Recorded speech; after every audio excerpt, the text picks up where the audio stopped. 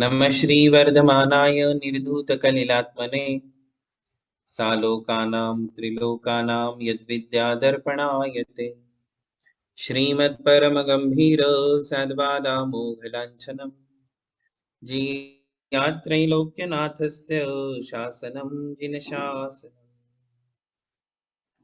पंच परमेष्ठी भगवान की जय। नमोकार महामंत्र की जय। वर्तमान जिन शासन नायक श्री महावीर भगवान की जय। युगादि पुरुष प्रथम तीर्थंकर श्री आदिनाथ भगवान की जय।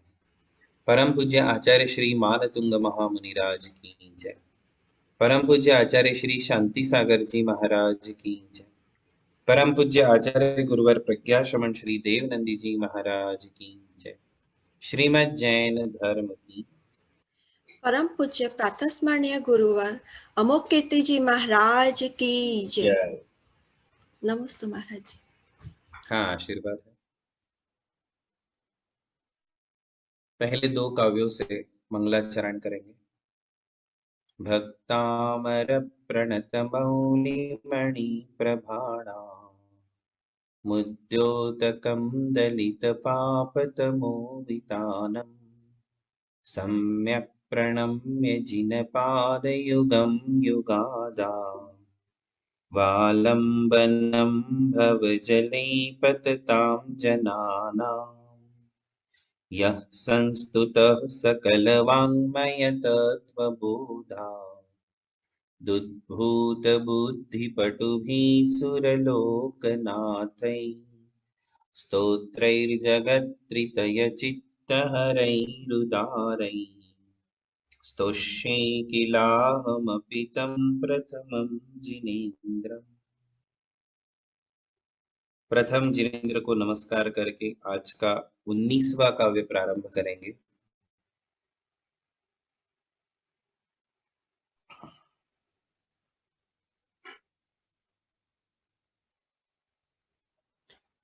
हमारे पीछे सभी लोग बोलेंगे किम शर्वरीषु शशिनान्हि विवस्वता वा किं शर्वरीषु शशिनान्हि विवस्वता वा किं सर्वरीषु शशिनानि विवस्वता वा युष्मन् मुखेन्दु दलितेषु तमस्सु नाथ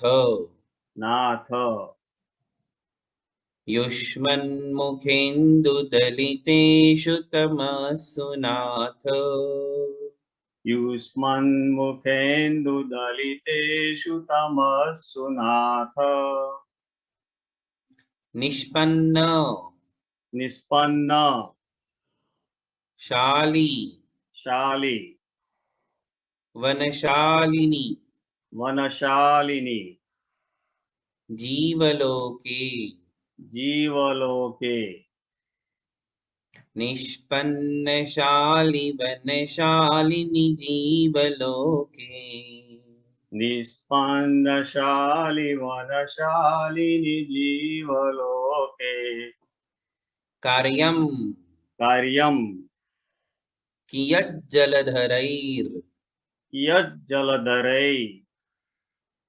धरई के साथ आधा र जोड़ना है। कियज्जलधरैर् जलभारनम्रैः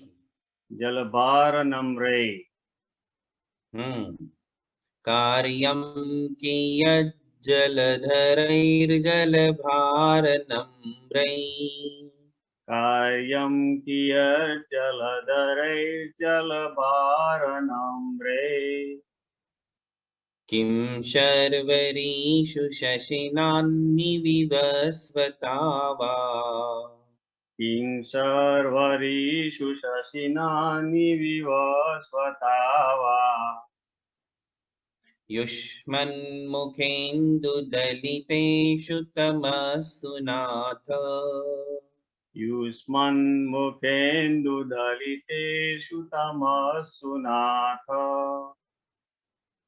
निष्पन्नशालिवनशालिनि जीवलोके निष्पन्नशालि वनशालिनि जीवलोके कार्यं कियज्जलधरैर्जलभारनम्रै कार्यं कियज्जलधरेर्जलपारणम्रे। हाँ, अभी मैं चारों पंक्ति पढ़ता हूँ। किं शर्वरीषु शशिनान्हि विवस्वता वा युष्मन्मुखेन्दुदलितेषु तमस्सु नाथ निष्पन्नशालिवनशालिनि जीवलोके कार्यं कियज्जलधरैर्जलभारनम्रै। आप पढ़ेंगे। किं शर्वरीषु शशिनानि विवस्वता वा युष्मन्मुखेन्दुदलितेषु तमस्सु नाथ निष्पन्नशालि वनशालिनि जीवलोके कार्यं कियज्जलधरेर्जलपारणम्रे।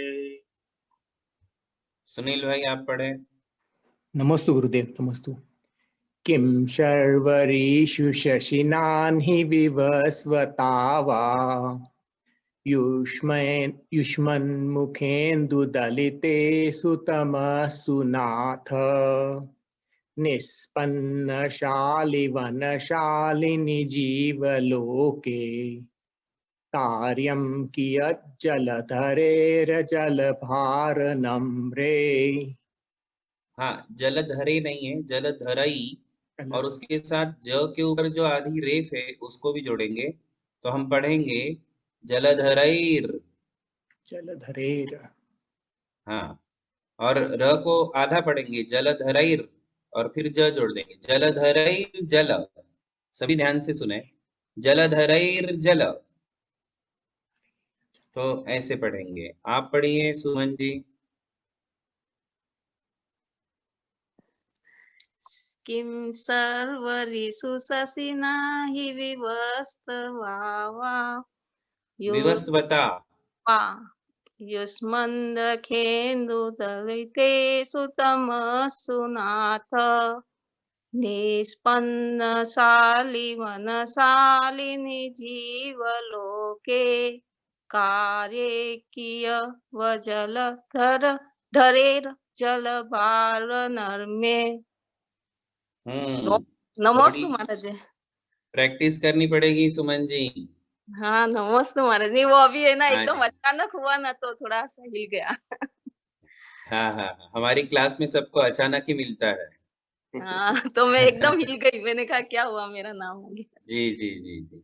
अभी आप नमस्ते। पढ़िए मनहार। मनहर, हाँ।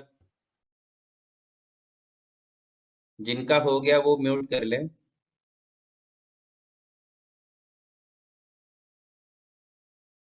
आवाज नहीं आ रही, ये आपको अनम्यूट करना पड़ेगा।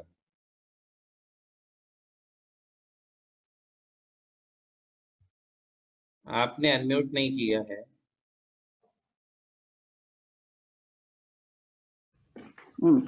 किं सर्वरीषु शशिना हि विवस्वता वा युष्मन्मुखेन्दुदलितेषु तमस्सु नाथ निष्पन्नशालिवनशालिनि जीवलोके कार्यं कियज्जलधरेर्जलभारनम्रे।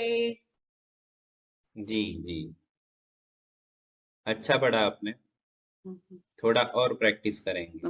ओके, नमस्ते गुरु। आप पढ़िए स्वाति जी।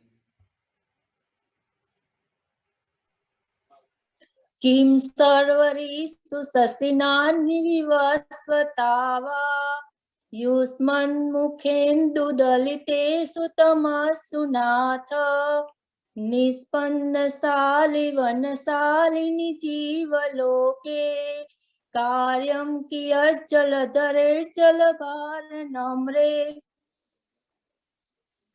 बहुत बढ़िया नमस्तु जी नमस्तु गुरु। जी। तो सभी को चांस देंगे एक एक काव्य में। आज के काव्य में आचार्य श्री हमें क्या समझाना चाहते हैं हम देखेंगे, अन्वय के साथ अर्थ लगाएंगे। किम शर्वरीषु, ये शर्वरीषु में री दीर्घ है तो इसको दीर्घ पढ़ेंगे। शर्वरीषु और शर्वरीषु देखो अंतर पड़ता है ह्रस्व और दीर्घ मात्रा में। यदि हम री को ह्रस्व पढ़ेंगे तो शर्वरीषु, और यदि दीर्घ है जैसे कि इसमें दीर्घ है तो शर्वरीषु। एक मात्रा भी दीर्घ की ह्रस्व हो गई तो संस्कृत भाषा उसे एक्सेप्ट नहीं करती है। बाकी सारी भाषाओं में आपकी ये सारी मिस्टेक्स एक्सेप्टेड होती है, किंतु संस्कृत में आधी मात्रा की भी गलती एक्सेप्ट नहीं होती है, क्योंकि उसका फिर अर्थ का अनर्थ भी होने की संभावना होती है ना। इसलिए प्रयास ये करना कि हम ह्रस्व को ह्रस्व पढ़े, दीर्घ को दीर्घ पढ़े। किम शर्वरीषु शशिनानी विवस्वता वा। शशिनानी, इसमें ह का उच्चारण पहले, न का उच्चारण बाद में होता है। शशिनानी, शशिनानी, है ना। तो ये एक एक शब्दों के उच्चारण हम ध्यान से देखें। किम शर्वरीषु शशिनानी विवस्वता वा युष्मन्मुखेन्दु दलितेषु तमस्सु नाथ निष्पन्नशालि वनशालिनि जीवलोके कार्यं कियत् जलधरैर्जलभारनम्रैः। तो आचार्य कहते हैं हे नाथ, नाथ शब्द आया है, हे नाथ। युष्मन मुखेन्दु दलितेषु, युष्मन का अर्थ होता है आपका, मुखेन्दु मुख रूपी चंद्रमा, मुख यानी फेस, इंदु यानी मून, चंद्रमा, युष्मन यानी आपका मुख रूपी चंद्रमा, दलितेषु तमस्सु नाथ, तो आपके मुख रूपी चंद्रमा के द्वारा नष्ट कर दिया है तमस्सु यानी अंधकार को, है ना। जब चंद्रमा का उदय होता है तो अंधकार दूर होता है, जो घना अंधेरा होता है वो दूर हो जाता है, और फिर भगवान का रूपी चंद्रमा तो बहुत ही तेजस्वी है, तो वहां अंधकार को रहने की कोई संभावना ही नहीं है, अंधेरा वहां होता ही नहीं है। तो यहाँ कह रहे कि हे भगवान, हे नाथ, आपके मुख रूपी चंद्रमा के द्वारा अंधकार के नष्ट कर दिए जाने पर, वहां मैंने सती लगाया है, सती का मतलब अंधकार को खत्म कर देने पर, कर दिए जाने पर, शर्वरीषु शशिना किम, शर्वरी का मतलब होता है रात, शर्वरी शब्द है, शर्वरी शब्द का अर्थ होता है रात्रि, नाइट। तो शर्वरीषु यानी रात्रि में, रात में, शशिना यानी चंद्रमा के द्वारा, किम प्रयोजनम, क्या प्रयोजन है। बात समझ में आ रही है। जब भगवान ही स्वयं विराजमान है तो फिर चंद्रमा की क्या आवश्यकता, रात में चांद की कोई आवश्यकता नहीं। तो यह क्वेश्चन दिया है, शर्वरीषु शशिना किम, फिर रात हो तो चंद्रमा की भी आवश्यकता नहीं, क्योंकि स्वयं भगवान है। और अन्नी, अन्नी का मतलब होता है दिन में, मूल शब्द है अहन, अहन यानी दिन, अहन यानी दिन, उसका सप्तमी एक वचन अन्नी होता है, यानी रात्रि में, दिन में, सॉरी, दिन में। विवस्वता, विवस्वान शब्द जो है ये सूर्य का पर्यायवाची है, मूल शब्द है विवस्वान। क्या शब्द है? विवस्वान। और विवस्वान का विवस्वता ये तृतीया एक वचन है, उसका अर्थ है कि सूर्य से क्या प्रयोजन। आपको संस्कृत तो सीखना है नहीं, तो सीधे सीधे हिंदी अर्थ बता देता हूं, है ना। तो भाई आचार्य कह रहे हैं कि रात में चंद्रमा की क्या आवश्यकता है, दिन में सूर्य की क्या आवश्यकता है। कब? हमारे लिए तो आवश्यकता है, हमें तो रात में चंद्रमा चाहिए और हमें दिन में सूर्य भी चाहिए। क्यों? क्योंकि उसके अलावा कोई ऑप्शन नहीं है। किंतु भगवान रूपी चंद्रमा, भगवान जब समौ शरण में विराजमान हो जाते हैं, है ना, तो समौ शरण में रात और दिन का भेद खत्म हो जाता है। समौ शरण में रात और दिन का भेद खत्म हो जाता है। क्यों? क्योंकि भगवान रूपी सूर्य, भगवान रूपी चंद्रमा विराजमान हो चुके हैं। और भगवान कैसे होते हैं? तो पिछले 2 काव्यों में बताया था, नित्योदयम, उनका अस्त नहीं होता है। 2 काव्य बताए थे, नास्तम कदाचिदुपयासि नैराहुगम्य, नास्तम, आपका अस्त नहीं होता है, ऐसा सूर्य वाले काव्य में कहा था। और चांद वाले में काव्य में कहा था नित्योदयम, नित्योदयम दलित मोह महांधकारम, तो उसमें नित्योदयम कहा था। तो दोनों काव्यों में कहा था कि भगवान ऐसे सूर्य है, भगवान ऐसे चंद्रमा है जिनका अस्त नहीं होता है, जो हमेशा उदीयमान होते हैं, विराजमान होते हैं। और जब तक भगवान विराजमान है तब तक आकाश के चंद्रमा की और आकाश के सूर्य की कोई आवश्यकता नहीं। अभी हमारे यहाँ भगवान विराजमान नहीं है तो हमें साक्षात जिनेंद्र के अभाव में दिन में सूर्य की जरूरत पड़ेगी, रात में चंद्रमा की जरूरत पड़ेगी, है कि नहीं? किंतु स्वयं भगवान के विराजमान होने पर न दिन में सूर्य की न रात में चंद्रमा की आवश्यकता है। ऐसा इन 2 काव्यों 2 पंक्तियों में कहा है। इससे सीधे सीधे अर्थ है कि श्री जिनेंद्र भगवान जिनके हृदय में विराजमान हो जाते हैं, उन्हें बाहर के सूर्य और चंद्र की कोई आवश्यकता नहीं होती है क्या? नहीं। और वैसे भी बाहर का सूर्य और बाहर का चंद्रमा हमारे अंदर के अंधेरे को नष्ट करते नहीं हैं। अंदर के अंधेरे को, अज्ञान रूपी अंधकार को नष्ट करने वाले तो हमारे भगवान ही हैं। इसलिए भगवान को विराजमान करने पर सूर्य चंद्रमा की आवश्यकता नहीं पड़ती। एक एग्जाम्पल दे रहे हैं आचार्य श्री। एग्जाम्पल देखिए, निष्पन्न शाली वनशालिनी जीवलोके।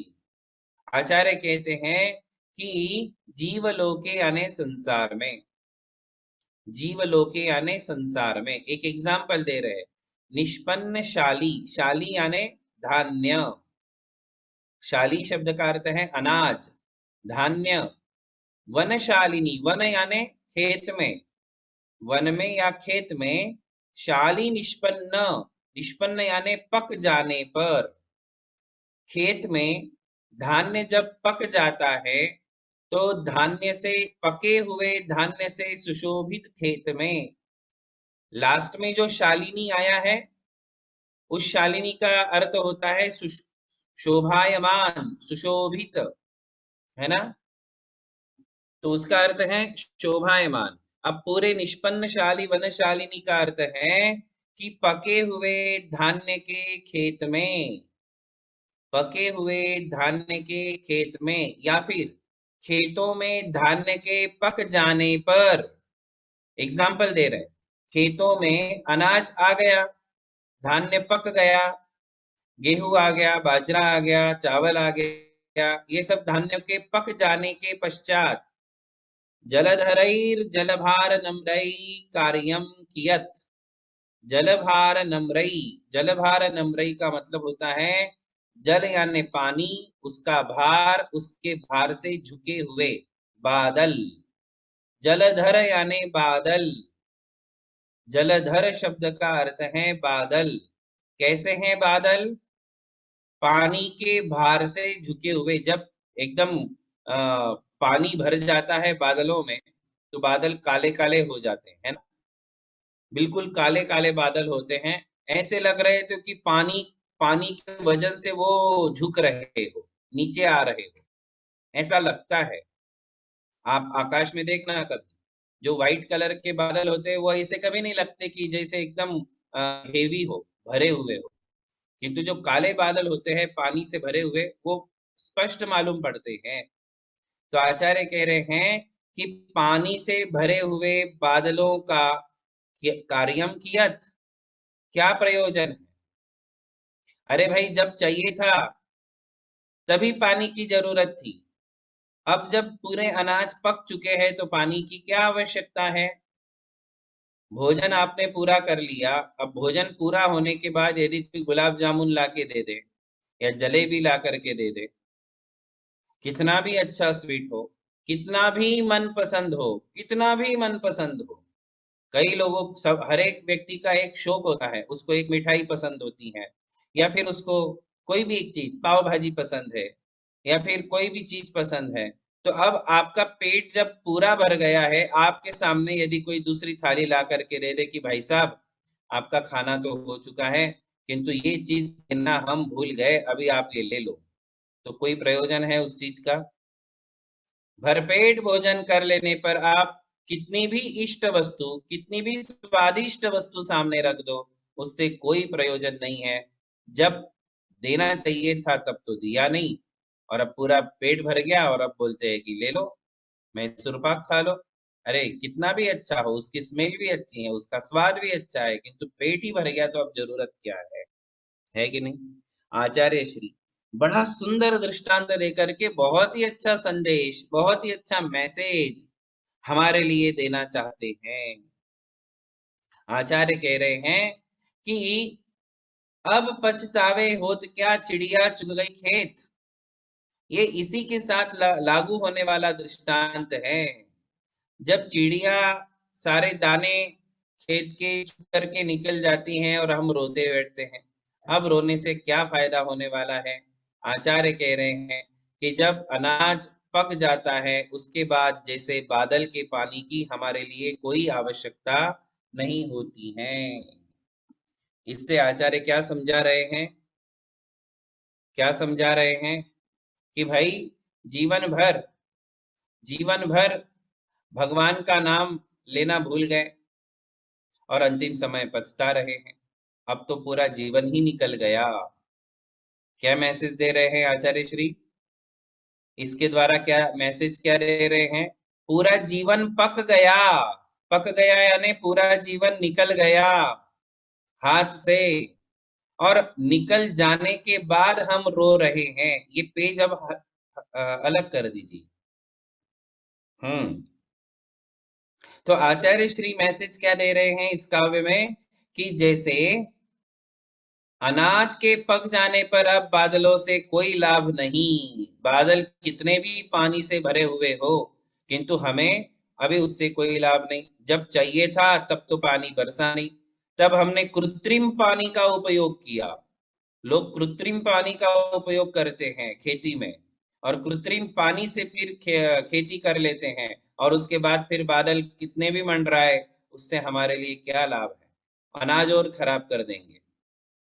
अनाज पक जाने पर, फसल पक जाने पर अब और यदि पानी बरस गया, कई बार होता है ना कि आम के सीजन में आम लग जाते हैं और उसके बाद पानी बरसता है तो सारा आम खराब हो जाता है, अनाज खराब हो जाता है।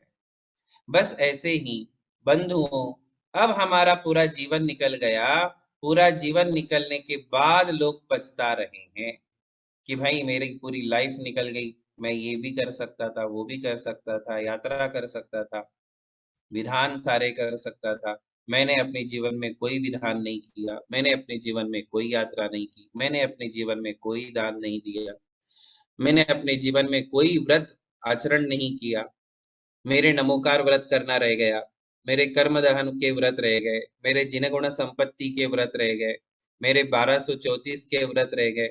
ना मैंने व्रत किए, ना मैंने तीर्थ किए, ना मैंने आराधनाएं की, और अब मेरी भावना जगी है तो पूरी जवानी मेरे हाथ से निकल गई, बूढ़ा शरीर हो गया, खुद से खड़ा भी नहीं हो सकता हूँ, अब मैं क्या करूं?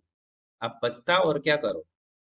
अब पछताते रहो खटिया पे बैठ करके, और क्या करोगे? पछताने के अलावा और क्या कर सकते हो बताओ? है कि नहीं? इतना सुंदर जीवन मिला था, सारी अनुकूलताएं मिली थी, शरीर हट्टा कट्टा था, पैसा भी अपने पास था, सब कुछ होने के बाद हम कलह में जीवन व्यतीत कर देते हैं, लगड़े झगड़े और कलह करने में सारा जीवन निकल जाता है, या फिर हमारा जीवन पूरा जीवन जो है गधा पच्चीसी में निकल जाता है। गधा पच्चीसी समझते? गधा पच्चीसी यानी सिर्फ जो है हम पैसे कमाओ और पैसों को मेंटेन करते रहो, मेंटेनेंस में, इसको ही गधा पच्चीसी बोलते हैं, है ना। जो काम आपके घर के नौकर करते हैं, नौकर आपके घर का जैसे मेंटेनेंस करते हैं, वो सिर्फ आपके घर की धूली और साफ सफाई करते रहते हैं और आपका घर साफ सुथरा रखते हैं। आप क्या करते हो?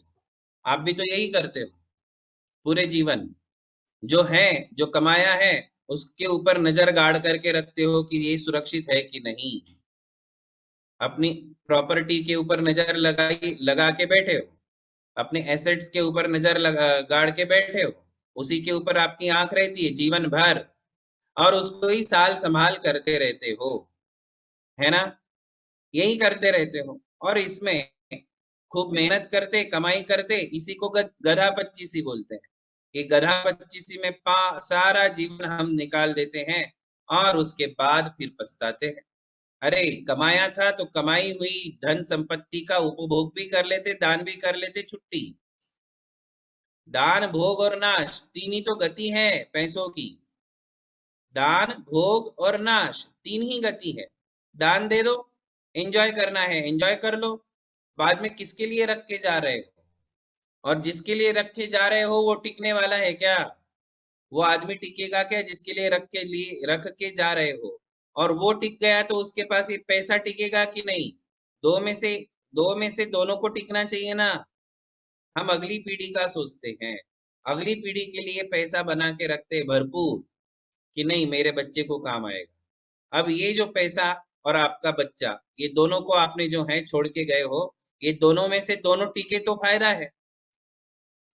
यदि दोनों में से एक चला गया तो, एक गया तो दूसरा वेस्ट, पैसा गया तो बच्चा वेस्ट, बच्चा गया तो पैसा वेस्ट। तो ये दोनों टिकने वाले हैं कि नहीं टिकने वाले आपको पता नहीं है। और यदि वो टिक भी गया तो अपने भाग्य का ही भोग पाएगा, आपका कमाया हुआ नहीं, आपका छोड़ा हुआ वो भोगने वाला नहीं है, वो अपने भाग्य का ही भोगने वाला है। इसलिए आपने क्या करना चाहिए? तो हमने जो कमाया है उसको जितना हमें एंजॉय करना है कर लो, और जितना दान देना है बुद्धि का अच्छा प्रयोग करो, और जितना दान देना है उतना दान दे दो। वो आपकी अपनी कमाई हो जाएगी, वो आपका पैसा पुण्य में कन्वर्ट हो जाएगा और पुण्य बन करके आपके साथ जाएगा। तो ये सारी चीजें जवानी में समझ में नहीं आती हैं। ये तब समझ में आती हैं जब हमारे पास करने के लिए कुछ भी नहीं रह जाता है, क्षमताएं खत्म हो जाती हैं, शक्ति का विसर्जन हो जाता है, ऊर्जा खत्म हो जाती है, और उसके बाद हम पछताते हैं।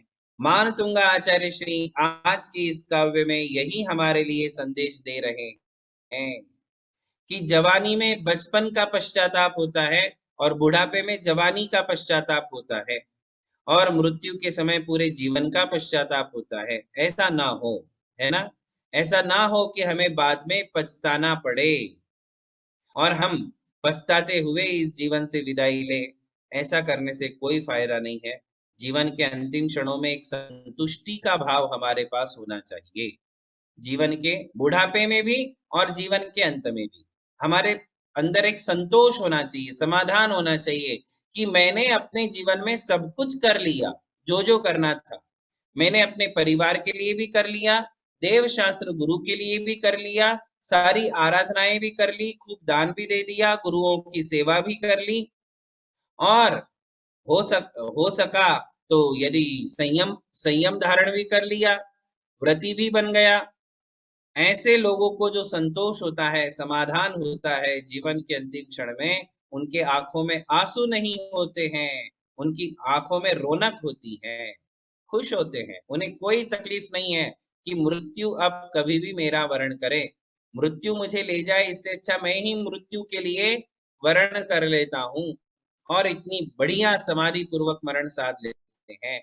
ऐसे लोगों का जीवन सफल है, जिन्होंने सारा जीवन करने योग्य सारे काम कर लिए और अंतिम समय में उन्होंने व्रत पूर्वक महाव्रत व्रत धारण करके समाधि मरण भी साध लिया, इसका मतलब है कि उनका जीवन सार्थक हो गया, उन्हें पश्चाताप नहीं होता है। खास करके यही चीज आज मानतुंगाचार्य जी समझा रहे हैं कि बाद में हम रोते रहते हैं, इससे अच्छा है कि हम समय पे सावधान हो जाए। आज हमारे पास सब कुछ है, आज हम सावधान हो जाए, आज सब कुछ कर ले और करने के बाद संतुष्टि पूर्वक अपना जीवन व्यतीत करे, हमें किसी बात का पछतावा न हो। नहीं तो वही बात है कि जब अब पछतावे होत क्या, जब चिड़िया चुग गई खेत, है ना। अब पछताने से कोई लाभ नहीं है, वही आचार्य श्री कह रहे हैं। तो बहुत ही सुंदर काव्य है और बहुत ही अच्छा संदेश है।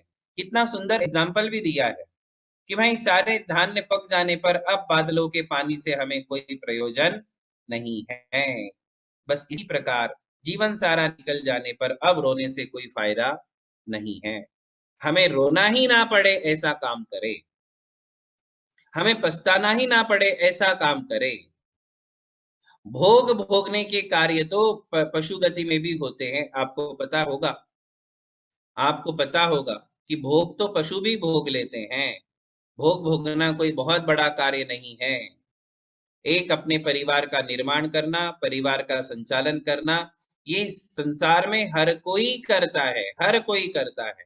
ये बहुत बड़ा पुरुषार्थ आपने नहीं किया कि हमने शादी की, विवाह किया और माता पिता को संभाला, फैमिली को संभाला, सब करने के बाद हम विदाई ले रहे हैं, तो बहुत बड़ा पुरुषार्थ करके आप निकल नहीं रहे हो।